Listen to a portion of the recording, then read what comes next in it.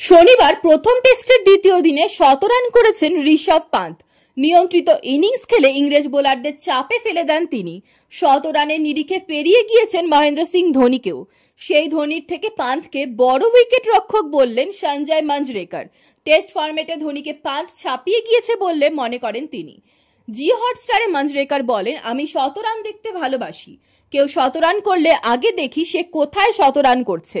পান্থকে দেখুন, ইংল্যান্ডে ১৭ রান রয়েছে, দক্ষিণ আফ্রিকায় ১৭ রান রয়েছে, অস্ট্রেলিয়ায় গোটা দুয়েক ১৭ রান রয়েছে। বিদেশে গিয়ে ৪৮টি টেস্টে ২,৪৯৬ রান রয়েছে ধোনির।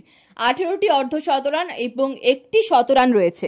পান্থ ইতিমধ্যেই ৩০টি ম্যাচে ১,৯৭৬টি রান করে ফেলেছেন বিদেশের মাটিতে।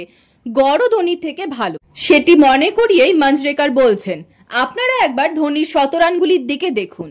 ওর সমর্থকদের প্রতি সমীহ রেখেই বলছি, বিদেশের কঠিন পিচে যেখানে ছিল সেখানে ধোনির খুব বেশি ১০০ রান নেই, ভারতের পিচে রয়েছে।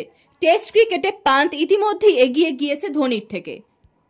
মঞ্জরেকরের সংযোজন, ভারতের সেরা উইকেট কিপার ব্যাটার পান্থই। আজও ভেবেছিলাম হয়তো কেরিয়ারের অষ্টমবার ৯০-এর ঘরে আউট হবে। আসলে এতবার ৯০-এর ঘরে আউট হয়েছে ভাবলেই অবিশ্বাস্য লাগে। তবে পান্থের ব্যাটিং তাজা বাতাসের মতো। পান্থের ব্যাটিংকে যেভাবে সম্মান জানিয়েছেন ইংরেজ সমর্থকরা, তাও প্রশংসা করেছেন মঞ্জরেকর। বলেছেন, আউট হওয়ার পর পান্থ ব্যাট তোলার সময় অনেক ইংরেজ সমর্থক উঠে দাঁড়িয়ে তাকে অভিনন্দন জানিয়েছেন। এটা ইংল্যান্ডের বৈশিষ্ট্য, ওরা ভালো ক্রিকেট দেখতে আসে, নিজের দলের জয় চায় অবশ্যই, কিন্তু বিপক্ষ ক্রিকেটার ভালো খেললে তাকে কুর্নিশ করতেও ভোলে না।